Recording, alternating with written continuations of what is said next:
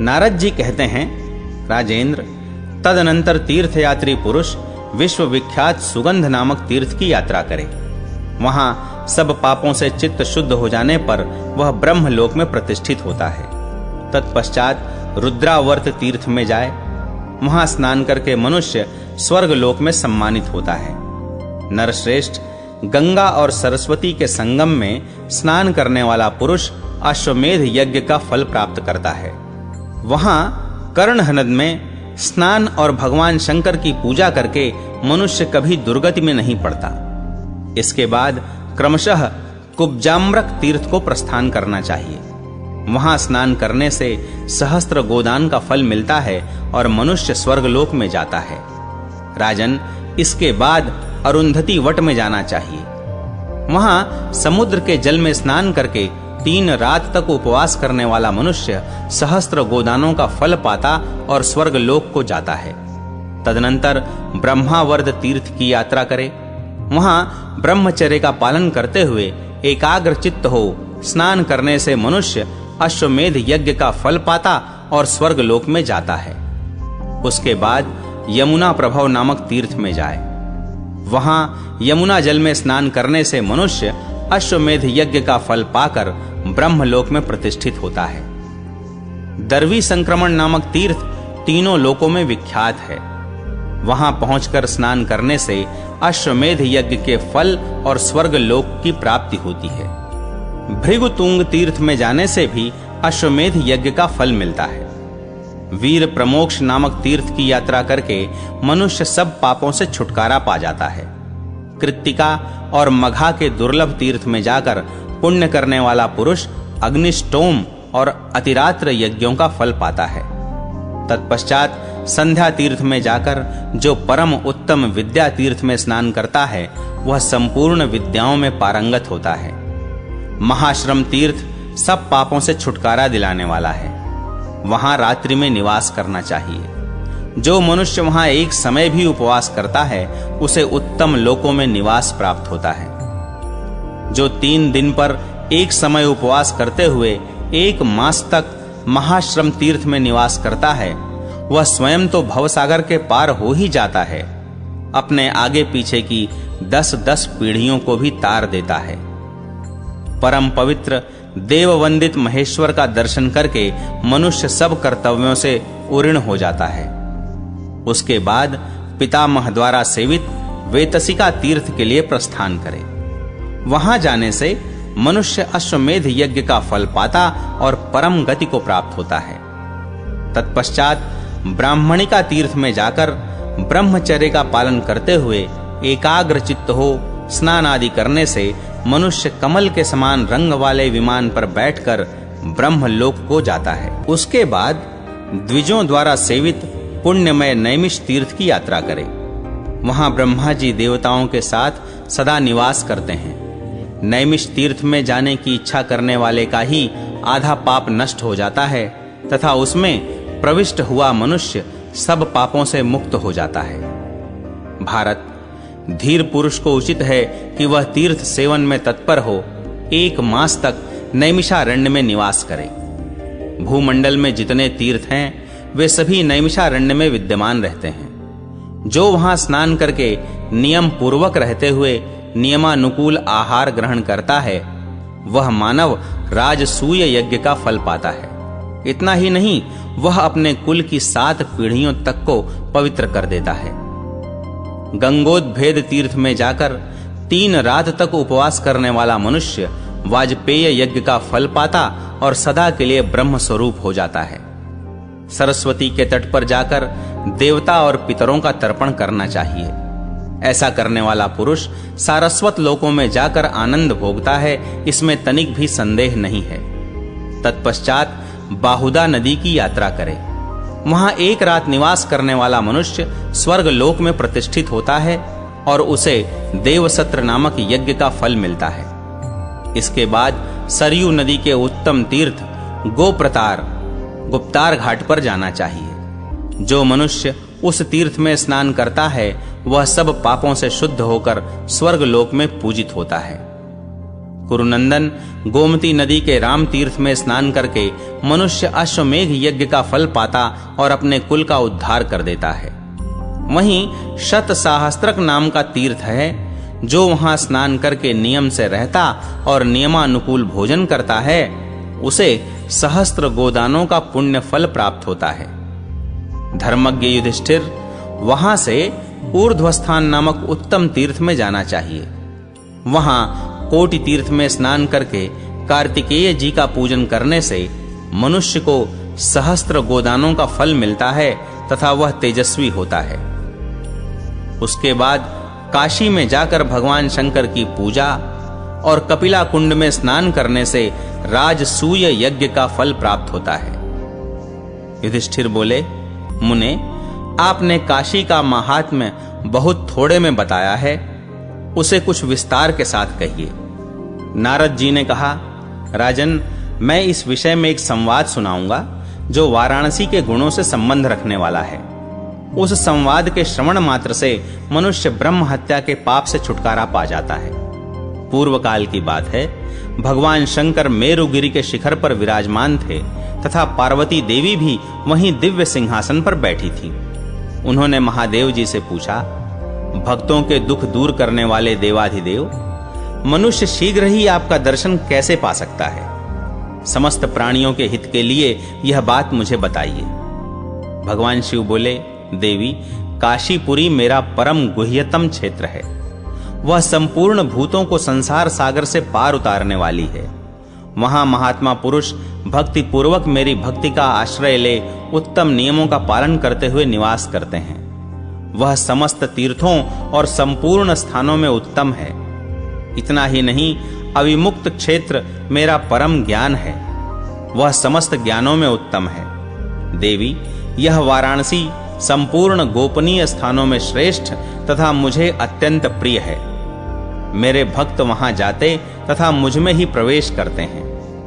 वाराणसी में किया हुआ दान, जप, होम, यज्ञ, तपस्या, ध्यान, अध्ययन और ज्ञान सब अक्षय होता है।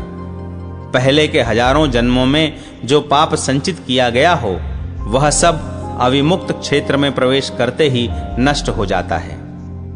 वरानने, ब्राह्मण, क्षत्रिय, वैश्य, शूद्र, वर्ण संकर, स्त्री जाति, म्लेच्छ तथा अन्यान्य मिश्रित जातियों के मनुष्य, चांडाल आदि पाप योनि में उत्पन्न जीव, कीड़े, चींटियां तथा अन्य पशु पक्षी आदि जितने भी जीव हैं, वे सब समयानुसार अविमुक्त क्षेत्र में मरने पर मेरे अनुग्रह से परम गति को प्राप्त होते हैं।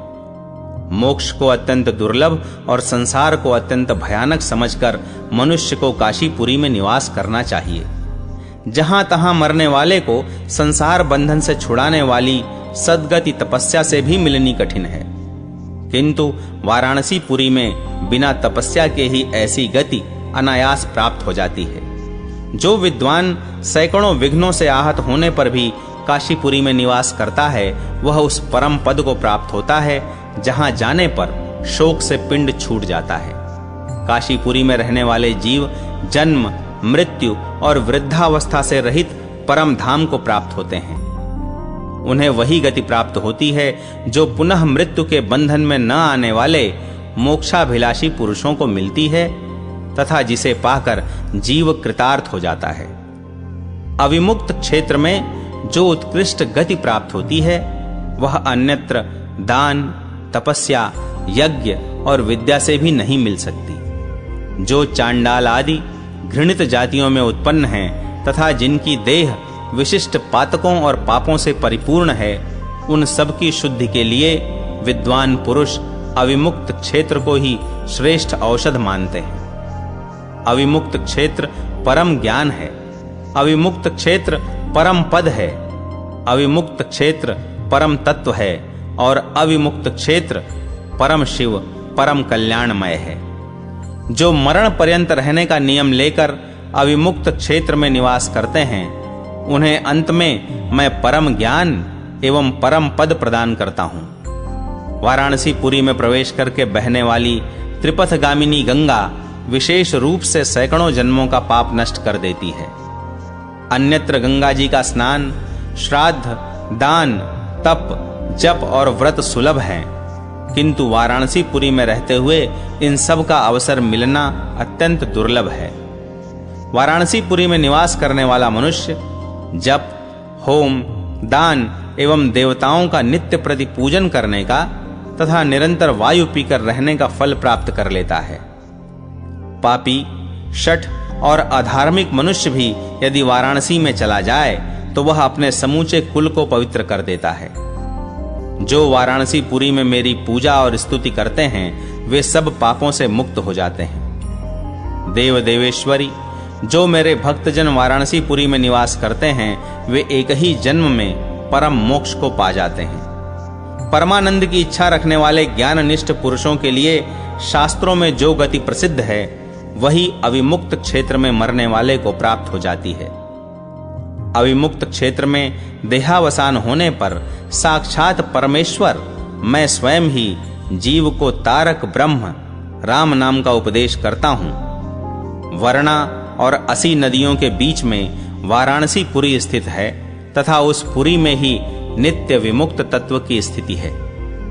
वाराणसी से उत्तम दूसरा कोई स्थान न हुआ है और न होगा, जहां स्वयं भगवान नारायण और देवेश्वर मैं विराजमान हूं। देवी, जो महापातकी हैं तथा जो उनसे भी बढ़कर पापाचारी हैं, वे सभी वाराणसीपुरी में जाने से परम गति को प्राप्त होते हैं। इसलिए मुमुक्षु पुरुष को मृत्यु पर्यंत नियम पूर्वक वाराणसीपुरी में निवास करना चाहिए। वहां मुझसे ज्ञान पाकर वह मुक्त हो जाता है। किंतु जिसका चित्त पाप से दूषित होगा उसके सामने नाना प्रकार के विघ्न उपस्थित होंगे। अतः मन, वाणी और शरीर के द्वारा कभी पाप नहीं करना चाहिए। नारद जी कहते हैं, राजन, जैसे देवताओं में पुरुषोत्तम नारायण श्रेष्ठ हैं, जिस प्रकार ईश्वरों में महादेव जी श्रेष्ठ हैं, उसी प्रकार समस्त तीर्थ स्थानों में यह काशीपुरी उत्तम है। जो लोग सदा इस पुरी का स्मरण और नामोच्चारण करते हैं, उनका इस जन्म और पूर्व जन्म का भी सारा पातक तत्काल नष्ट हो जाता है। इसलिए योगी हो या योग रहित, महान पुण्यात्मा हो अथवा पापी, प्रत्येक मनुष्य को पूर्ण प्रयत्न करके वाराणसीपुरी में निवास कहते हैं। युधिष्ठिर, वाराणसीपुरी में कपर्दीश्वर के नाम से प्रसिद्ध एक शिवलिंग है जो अविनाशी माना गया है। वहां स्नान करके पितरों का विधिवत तर्पण करने से मनुष्य समस्त पापों से मुक्त हो जाता है तथा भोग और मोक्ष प्राप्त कर लेता है।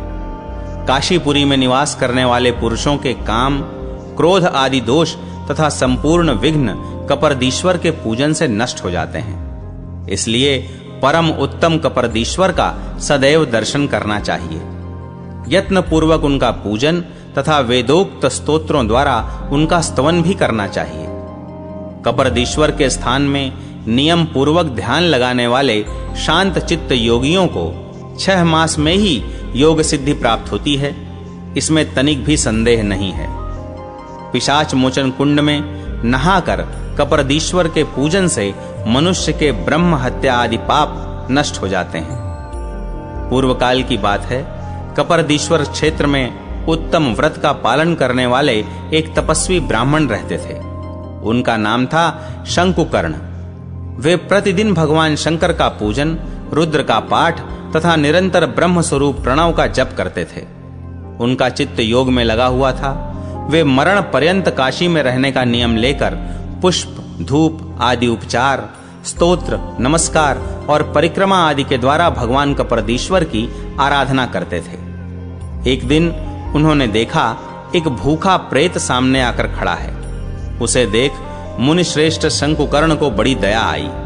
उन्होंने पूछा, तुम कौन हो और किस देश से यहां आए हो? पिशाच भूख से पीड़ित हो रहा था।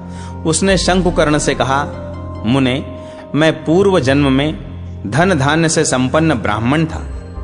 मेरा घर पुत्र पौत्रादि से भरा था, किंतु मैंने केवल कुटुंब के भरण पोषण में आसक्त रहने के कारण कभी देवताओं, गौओं तथा अतिथियों का पूजन नहीं किया, कभी थोड़ा बहुत भी पुण्य का कार्य नहीं किया।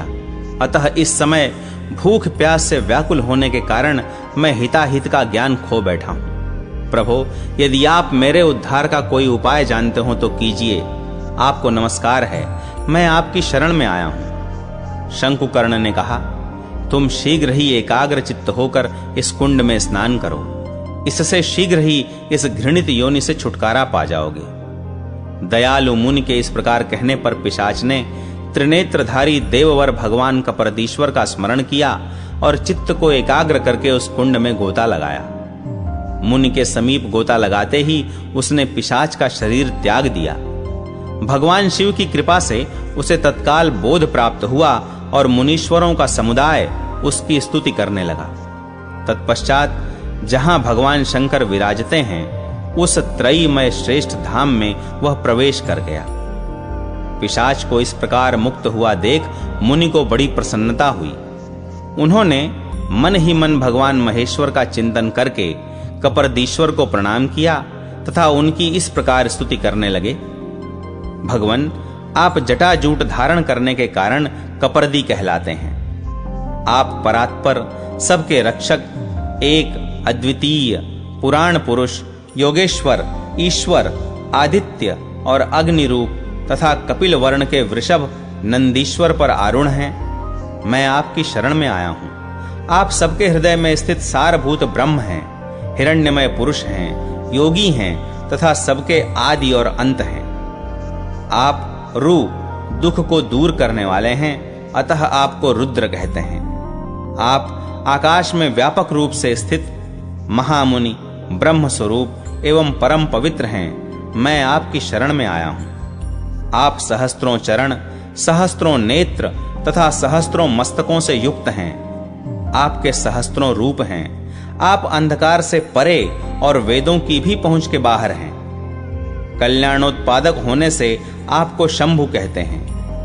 आप हिरण्यगर्भ आदि देवताओं के स्वामी तथा 3 नेत्रों से सुशोभित हैं। मैं आपको प्रणाम करता हूं। जिनमें इस जगत की उत्पत्ति और लय होते हैं, जिन शिव स्वरूप परमात्मा ने इस समस्त दृश्य प्रपंच को व्याप्त कर रखा है तथा जो वेदों की सीमा से भी परे हैं, उन भगवान शंकर को प्रणाम करके मैं सदा के लिए उनकी शरण में आ पड़ा हूं। जो लिंग रहित, किसी की पहचान में न आने वाले, आलोक शून्य, जिन्हें कोई प्रकाशित नहीं कर सकता, जो स्वयं प्रकाश हैं, स्वयं प्रभु, चेतना के स्वामी, एक रूप तथा ब्रह्मा जी से भी उत्कृष्ट परमेश्वर हैं, जिनके सिवा दूसरी कोई वस्तु है ही नहीं तथा जो वेद से भी परे हैं, उन्हीं आप भगवान कपरदीश्वर को मैं नमस्कार करता हूं। सबीज समाधि का त्याग करके निर्बीज समाधि को सिद्ध कर परमात्म रूप हुए योगी जन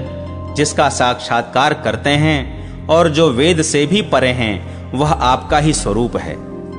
मैं आपको सदा प्रणाम करता हूं। जहां नाम आदि विशेषणों की कल्पना नहीं है, जिनका स्वरूप इन चर्म चक्षुओं का विषय नहीं होता तथा जो स्वयंभू, कारणहीन तथा वेद से परे हैं, उन्हीं आप भगवान शिव की मैं शरण में हूं और सदा आपको प्रणाम करता हूं। जो देह से रहित, ब्रह्म, विज्ञानमय, भेद शून्य और एक अद्वितीय हैं, तथापि वेदवाद में आसक्त मनुष्य जिसमें अनेकता देखते हैं, उस आपके वेदातीत स्वरूप को मैं नित्य प्रणाम करता हूं। जिससे प्रकृति की उत्पत्ति हुई है, स्वयं पुराण पुरुष आप जिसे तेज के रूप में धारण करते हैं, जिसे देवगण सदा नमस्कार करते हैं तथा जो आपकी ज्योति में सन्निहित है, उस आपके स्वरूप भूत बृहत काल को मैं नमस्कार करता हूं। मैं सदा के लिए कार्तिकेय के स्वामी की शरण जाता हूं। स्थाणु का आश्रय लेता हूं।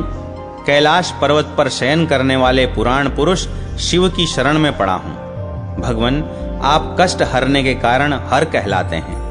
आपके मस्तक में चंद्रमा का मुकुट शोभा पा रहा है तथा आप पिनाक नाम से प्रसिद्ध धनुष धारण करने वाले हैं। मैं आपकी शरण ग्रहण करता हूं। इस प्रकार भगवान कपर्दी की स्तुति करके शंकुकर्ण प्रणव का उच्चारण करते हुए पृथ्वी पर दंड की भांति पड़ गए। उसी समय शिव स्वरूप उत्कृष्ट लिंग का प्रादुर्भाव हुआ, जो ज्ञानमय तथा अनंत आनंद स्वरूप था। आग की भांति उससे करोड़ों लपटें निकल रही थीं। महात्मा शंकुकर्ण मुक्त होकर सर्वव्यापी निर्मल शिव स्वरूप हो गए और उस विमल लिंग में समा गए। राजन, यह मैंने तुम्हें कपर्दी का गूढ़ महात्म्य बतलाया है। जो प्रतिदिन इस पाप नाशिनी कथा का श्रवण करता है वह निष्पाप एवं शुद्ध चित्त होकर भगवान शिव के समीप जाता है। जो प्रातः काल और मध्याह्न के समय शुद्ध होकर सदा ब्रह्मपार नामक इस महास्तोत्र का पाठ करता है उसे परम योग की प्राप्ति होती है। तदनंतर गया में जाकर ब्रह्मचर्य का पालन करते हुए एकाग्र चित्त होकर स्नान करे। भारत, वहां जाने मात्र से मनुष्य को अश्वमेध यज्ञ का फल प्राप्त होता है। वहां अक्षय वट नाम का वट वृक्ष है जो तीनों लोकों में विख्यात है। राजन, वहां पितरों के लिए जो पिंडदान किया जाता है वह अक्षय होता है। उसके बाद महानदी में स्नान करके देवताओं और पितरों का तर्पण करे। इससे मनुष्य अक्षय लोकों को प्राप्त होता तथा अपने कुल का भी उद्धार कर देता है। तत्पश्चात ब्रह्मारण्य में स्थित ब्रह्मसर की यात्रा करे। वहां जाने से पुंडरीक यज्ञ का फल प्राप्त होता है।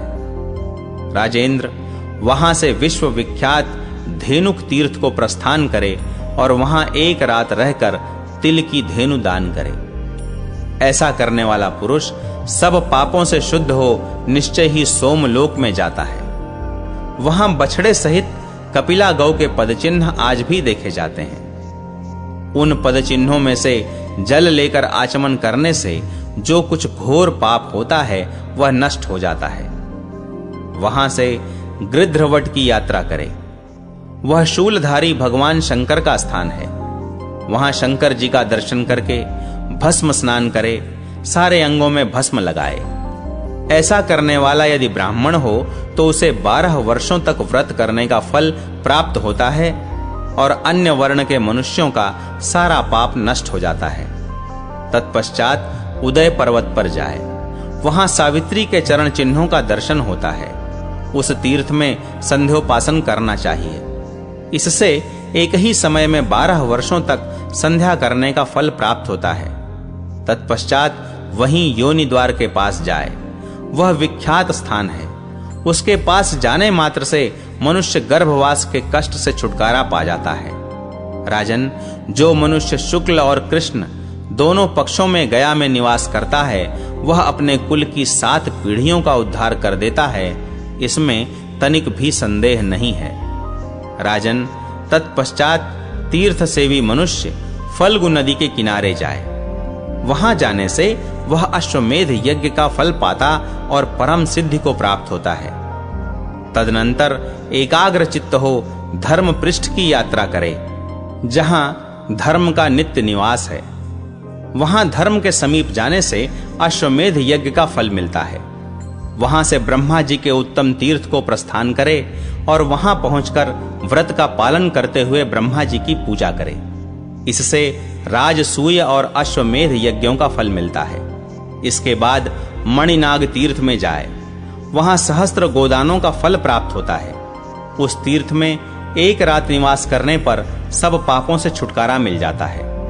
इसके बाद ब्रह्मर्षि गौतम के वन में जाए। वहां अहिल्या कुंड में स्नान करने से परम गति की प्राप्ति होती है। उसके बाद राजर्षि जनक का कूप है जो देवताओं द्वारा भी पूजित है। वहां स्नान करके मनुष्य विष्णु लोक को प्राप्त कर लेता है। वहां से विनाशन तीर्थ को जाए जो सब पापों से मुक्त करने वाला है।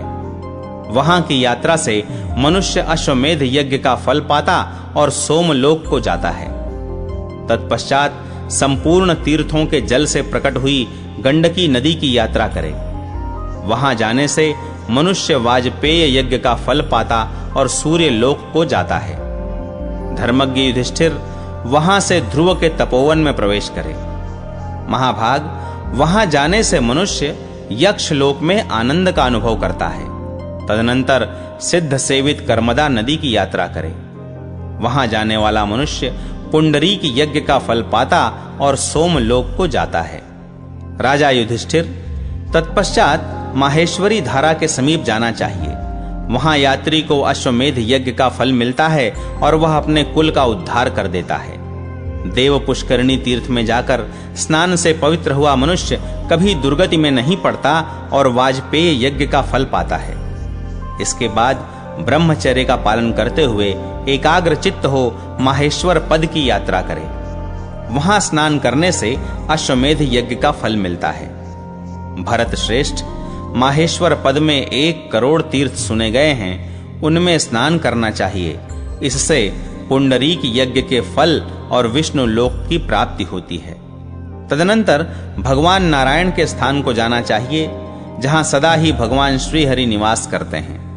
ब्रह्मा आदि देवता, तपोधन, ऋषि, 12 आदित्य, 8 वसु और 11 रुद्र वहां उपस्थित होकर भगवान जनार्दन की उपासना करते हैं। वहां अद्भुत कर्मा भगवान विष्णु का विग्रह शालग्राम के नाम से विख्यात है। उस तीर्थ में अपनी महिमा से कभी च्युत न होने वाले और भक्तों को वर प्रदान करने वाले त्रिलोकीपति श्री विष्णु का दर्शन करने से मनुष्य विष्णु लोक को प्राप्त होता है। वहां एक कुआं है जो सब पापों को हरने वाला है। उसमें सदा 4 समुद्रों के जल मौजूद रहते हैं। वहां स्नान करने से मनुष्य कभी दुर्गति में नहीं पड़ता और अविनाशी एवं महान देवता वरदायक विष्णु के पास पहुंचकर तीनों ऋणों से मुक्त हो चंद्रमा की भांति शोभा पाता है। जाति स्मर तीर्थ में स्नान करके पवित्र एवं शुद्ध चित्त हुआ मनुष्य पूर्व जन्म के स्मरण की शक्ति प्राप्त करता है। वटेश्वरपुर में जाकर उपवास पूर्वक भगवान केशव की पूजा करने से मनुष्य मनोवांछित लोकों को प्राप्त होता है। तत्पश्चात सब पापों से छुटकारा दिलाने वाले वामन तीर्थ में जाकर भगवान श्री हरि को प्रणाम करने से मनुष्य कभी दुर्गति को नहीं प्राप्त होता। भरत का आश्रम भी सब पापों को दूर करने वाला है। वहां जाकर महापातक नाशिनी कौशिकी नदी का सेवन करना चाहिए। ऐसा करने वाला मानव राजसूय यज्ञ का फल पाता है। तदनंतर परम उत्तम चंपकारण्य अर्थात चंपारण की यात्रा करें। वहां 1 रात उपवास करने से मनुष्य सहस्त्र गोदानों का फल पाता है। तत्पश्चात कन्या संवेद्य नामक तीर्थ में जाकर नियम से रहे और नियमानुकूल भोजन करे। इससे प्रजापति मनु के लोकों की प्राप्ति होती है। जो कन्या तीर्थ में थोड़ा सा भी दान करते हैं, उनका वह दान अक्षय होता है। निष्ठावास नामक तीर्थ में जाने से मनुष्य अश्वमेध यज्ञ का फल पाता और विष्णु लोक को जाता है। नरश्रेष्ठ, जो मनुष्य निष्ठा के संग में दान करते हैं, वे रोग शोक से रहित ब्रह्मलोक में जाते हैं। निष्ठा संगम पर महर्षि वशिष्ठ का आश्रम है। देवकूट तीर्थ की यात्रा करने से मनुष्य अश्वमेध यज्ञ का फल पाता और अपने कुल का उद्धार कर देता है। वहां से कौशिक मुनि के कुंड पर जाना चाहिए, जहां कुशिक गोत्र में उत्पन्न महर्षि विश्वामित्र ने परम सिद्धि प्राप्त की थी। भरत श्रेष्ठ, वहां धीर पुरुष को कौशिकी नदी के तट पर 1 मास तक निवास करना चाहिए। 1 ही मास में वहां अश्वमेध यज्ञ का पुण्य प्राप्त हो जाता है। कालिका संगम एवं कौशिकी तथा अरुणा के संगम में स्नान करके 3 रात तक उपवास करने वाला विद्वान सब पापों से मुक्त हो जाता है। सक्रिन नदी नामक तीर्थ में जाने से द्विज कृतार्थ हो जाता है तथा सब पापों से शुद्ध हो स्वर्ग लोक को प्राप्त होता है। मुनिजन सेवित औद्यानक तीर्थ में जाकर स्नान करना चाहिए, इससे सब पाप छूट जाते हैं। तदनंतर चंपापुरी में जाकर गंगा जी के तट पर तर्पण करना चाहिए। वहां से दंडार्पण में जाकर मनुष्य सहस्त्र गोदानों का फल प्राप्त करता है। तदनंतर संध्या में जाकर सद्विद्या नामक उत्तम तीर्थ में स्नान करने से मनुष्य विद्वान होता है। उसके बाद गंगा सागर संगम में स्नान करना चाहिए।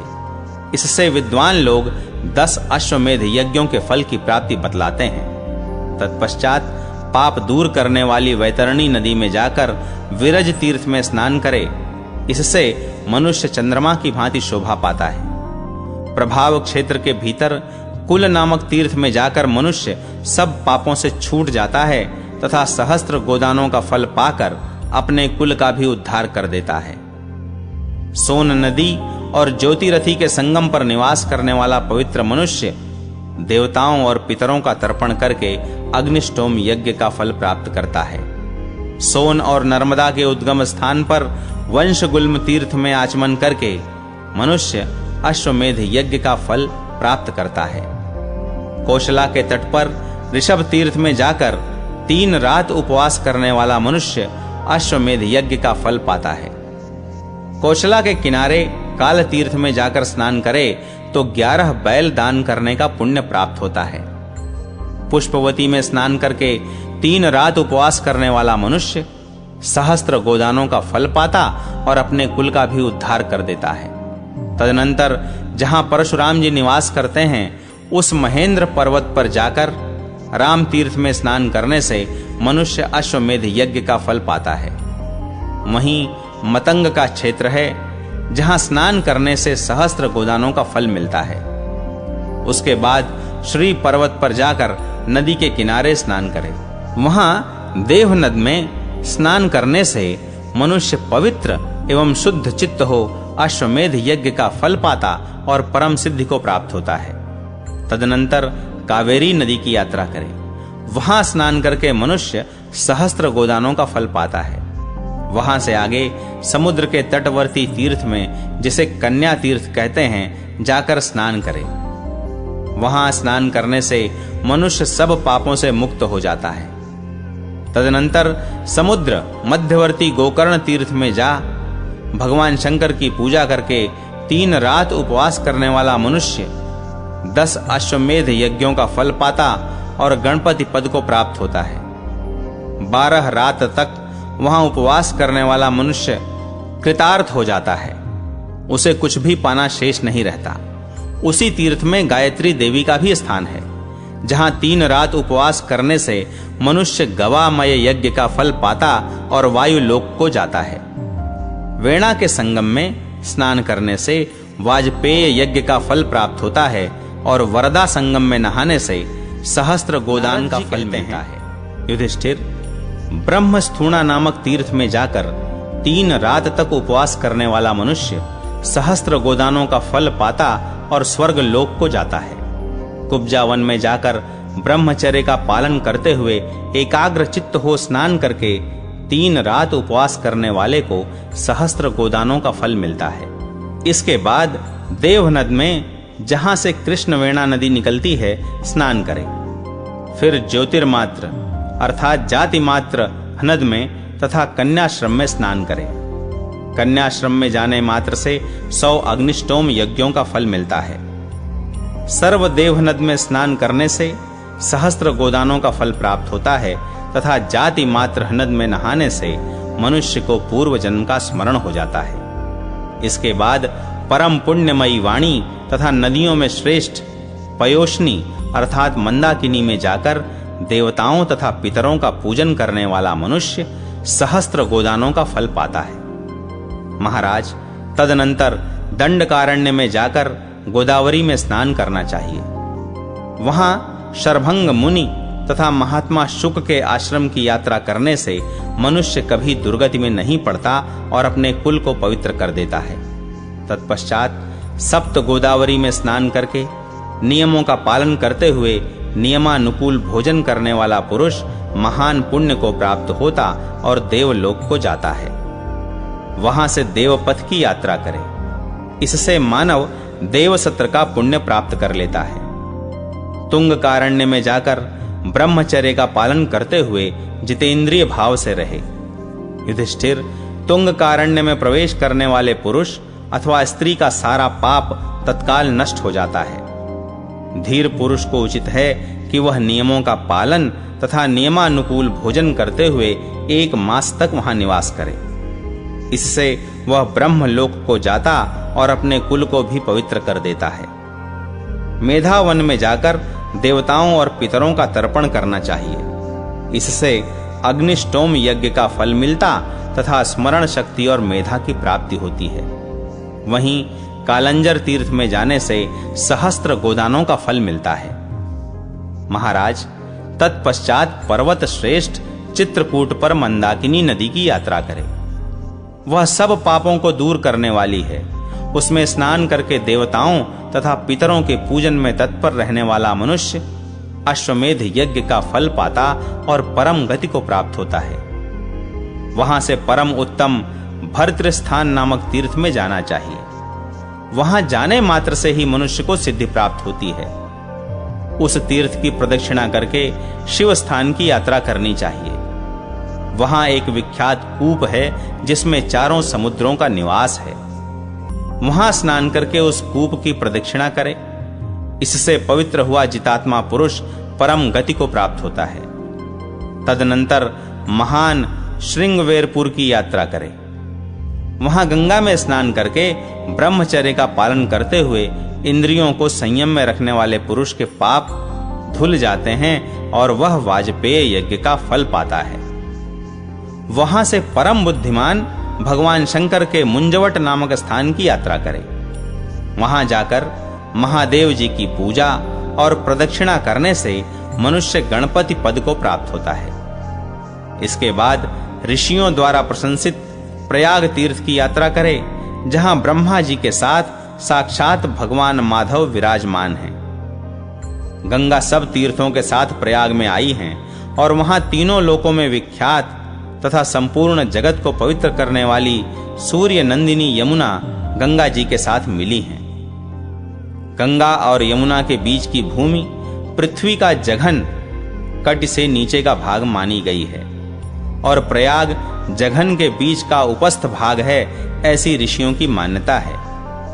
वहां प्रयाग उत्तम प्रतिष्ठानपुर, झूसी, कंबल और अश्वतर नामक नागों का स्थान, भोगवती तीर्थ तथा प्रजापति की वेदी आदि पवित्र स्थान बताए गए हैं। वहां यज्ञ और वेद मूर्तिमान होकर रहते हैं। प्रयाग से बढ़कर पवित्र तीर्थ तीनों लोकों में नहीं है। प्रयाग अपने प्रभाव के कारण सब तीर्थों से बढ़कर है। प्रयाग तीर्थ के नाम को सुनने, कीर्तन करने तथा उसे मस्तक झुकाने से भी मनुष्य सब पापों से मुक्त हो जाता है। जो उत्तम व्रत का पालन करते हुए वहां संगम में स्नान करता है, उसे महान पुण्य की प्राप्ति होती है, क्योंकि प्रयाग देवताओं की भी यज्ञ भूमि है। वहां थोड़े से दान का भी महान फल होता है। कुरुनंदन, प्रयाग में 60 करोड़ और 10,000 तीर्थों का निवास बताया गया है। चारों विद्याओं के अध्ययन से जो पुण्य होता है तथा सत्यवादी पुरुषों को जिस पुण्य की प्राप्ति होती है, वह वहां गंगा यमुना संगम में स्नान करने से ही मिल जाता है। प्रयाग में भोगवती नामक उत्तम बावली है, जो वासुकी नाग का उत्तम स्थान माना गया है। जो वहां स्नान करता है उसे अश्वमेध यज्ञ का फल मिलता है। वहां हंस प्रपतन तथा दशाश्वमेध नामक तीर्थ है। गंगा में कहीं भी स्नान करने पर कुरुक्षेत्र में स्नान करने के समान पुण्य होता है। गंगा जी का जल सारे पापों को उसी प्रकार भस्म कर देता है जैसे आग रुई के ढेर को जला डालती है। सत्य युग में सभी तीर्थ, त्रेता में पुष्कर, द्वापर में कुरुक्षेत्र तथा कलयुग में गंगा ही सबसे पवित्र तीर्थ मानी गई है। पुष्कर में तपस्या करे, महालय में दान दे और भृगुतुंग पर उपवास करे तो विशेष पुण्य होता है। किंतु पुष्कर, कुरुक्षेत्र और गंगा के जल में स्नान करने मात्र से प्राणी अपनी 7 पहले की तथा 7 पीछे की पीढ़ियों को भी तत्काल ही तार देता है। गंगा जी नाम लेने मात्र से पापों को धो देती हैं, दर्शन करने पर कल्याण प्रदान करती हैं तथा स्नान करने और जल पीने पर 7 पीढ़ियों तक को पवित्र कर देती हैं। राजन, जब तक मनुष्य की हड्डी का गंगा जल से स्पर्श बना रहता है, तब तक वह पुरुष स्वर्ग लोक में प्रतिष्ठित रहता है।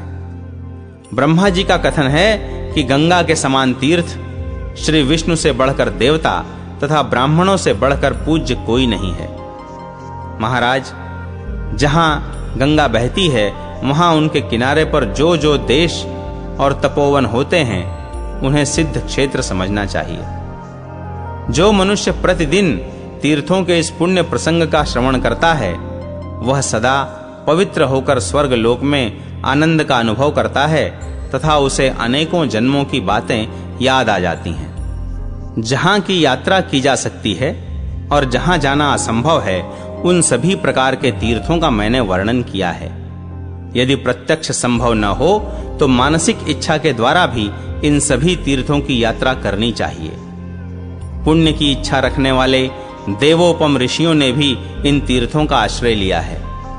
वशिष्ठ मुनि बोले, राजा दिलीप, तुम भी उपर्युक्त विधि के अनुसार मन को वश में करके तीर्थों की यात्रा करो, क्योंकि पुण्य पुण्य से ही बढ़ता है। पहले के बने हुए कारणों से, आस्तिकता से और श्रुतियों को देखने से शिष्ट पुरुषों के मार्ग पर चलने वाले सज्जनों को उन तीर्थों की प्राप्ति होती है। नारद जी कहते हैं, राजा युधिष्ठिर, इस प्रकार दिलीप को तीर्थों की महिमा बताकर मुनि वशिष्ठ उनसे विदा ले प्रातः काल प्रसन्न हृदय से वहीं अंतर्धान हो गए। राजा दिलीप ने शास्त्रों के तात्विक अर्थ का ज्ञान हो जाने और वशिष्ठ जी के कहने से सारी पृथ्वी पर तीर्थ यात्रा के लिए भ्रमण किया। महाभाग, इस प्रकार सब पापों से छुड़ाने वाली यह परम पुण्यमयी तीर्थ यात्रा प्रतिष्ठानपुर झूसी में आकर प्रतिष्ठित समाप्त होती है। जो मनुष्य इस विधि से पृथ्वी की परिक्रमा करेगा, वह मृत्यु के पश्चात 100 अश्वमेघ यज्ञों का फल प्राप्त करेगा। युधिष्ठिर, तुम ऋषियों को भी साथ ले जाओगे, इसलिए तुम्हें औरों की अपेक्षा 8 गुना फल होगा। सूत जी कहते हैं, समस्त तीर्थों के वर्णन से संबंध रखने वाले देवर्षि नारद के इस चरित्र का जो सवेरे उठकर पाठ करता है, वह सब पापों से मुक्त हो जाता है। नारद जी ने यह भी कहा, राजन, वाल्मीकि, कश्यप, आत्रेय, कौंडिन्य, विश्वामित्र, गौतम, असित, देवल, मार्कंडेय, गालव, भरद्वाज शिष्य उद्दालक मुनि, शौनक, पुत्र सहित महान तपस्वी व्यास, मुनि श्रेष्ठ दुर्वासा और महातपस्वी जाबाली, इन सभी तपस्वी ऋषियों की तुम प्रतीक्षा करो तथा इन सब को साथ लेकर उपर्युक्त तीर्थों की यात्रा करो। राजा युधिष्ठिर से यूं कहकर देवर्षि नारद उनसे विदा ले वहीं अंतर्धान हो गए। तत्पश्चात उत्तम व्रत का पालन करने वाले धर्मात्मा युधिष्ठिर ने बड़े आदर के साथ समस्त तीर्थों की यात्रा की। ऋषियों, मेरी कही हुई इस तीर्थ यात्रा की कथा का जो पाठ या श्रवण करता है, वह सब पातकों से मुक्त हो जाता है।